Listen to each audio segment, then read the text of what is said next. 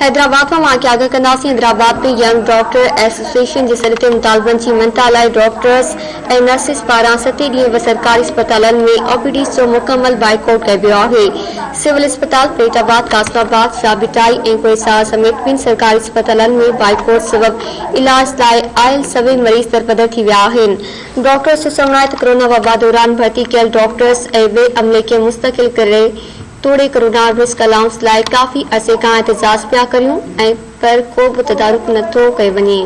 Doctor सिताबी ने चयो आहे त जेसीं ताईं जाइज़ मुतालबा तस्लीम न थींदा ओसीं ताईं एहतजाज जारी रहंदो। हैदराबाद में वाक़िया आगाह कयूं पिया। हैदराबाद में यंग डॉक्टर एसोसिएशन जे सरिते मुतालबनि जी मन्ता लाइ डॉक्टर्स ऐं नर्सिस पारां 7 ॾींहं बि सरकारी अस्पतालनि में ओपीडीज़ जो मुकमल बाइकआउट कयो वियो आहे। सिविल अस्पताल फरीदाबाद, कासमाबाद, शाबिटाई ऐं कोहिसार समेत ॿिनि सरकारी अस्पतालनि में बाइकआउट सबबि इलाज लाइ आयल सभई मरीज़ दरबदर थी विया आहिनि। डॉक्टर्स जो चवणु आहे त कोरोना वबा दौरान भर्ती कयल डॉक्टर्स ऐं ॿिए अमले खे मुस्तकिल करे तोड़े कोरोना रिस्क अलाउंस लाइ काफ़ी अरसे खां एहतजाज पिया करियूं पर को तदारुक नथो कयो वञे। डॉक्टर सिताबी ने चयो आहे त जेसीं ताईं जाइज़ मुतालबा तस्लीम न थींदा ओसीं ताईं एहतजाज जारी रहंदो।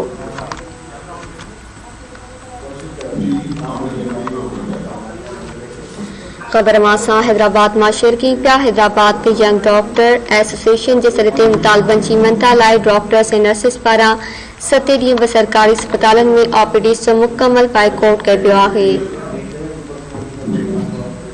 सिविल अस्पताल फरीदाबाद, कासमाबाद, शाबिटाई ऐं कोहिसार समेत ॿिनि सरकारी अस्पतालनि में बाइकआउट सबबि इलाज लाइ आयल सभई मरीज़ दरबदर थी विया आहिनि। डॉक्टर्स जो चवणु आहे त कोरोना वबा दौरान भर्ती कयल डॉक्टर्स ऐं ॿिए अमले खे मुस्तकिल करण तोड़े कोरोना रिस्क अलाउंस लाइ काफ़ी अरसे खां एहतजाज पिया करियूं पर को तदारुक नथो कयो वञे।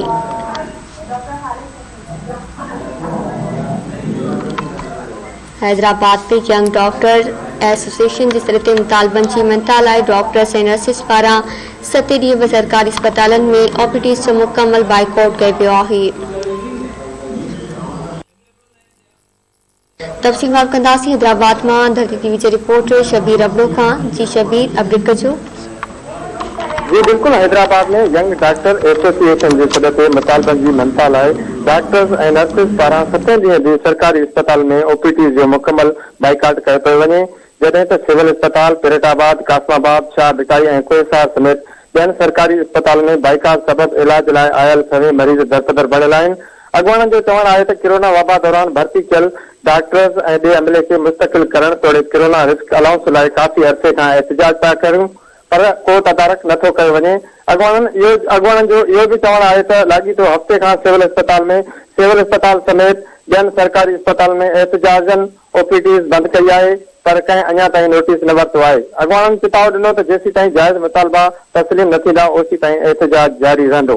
जी मेहरबानी शबीर अबड़ो तफ़सीलनि जे लाइ।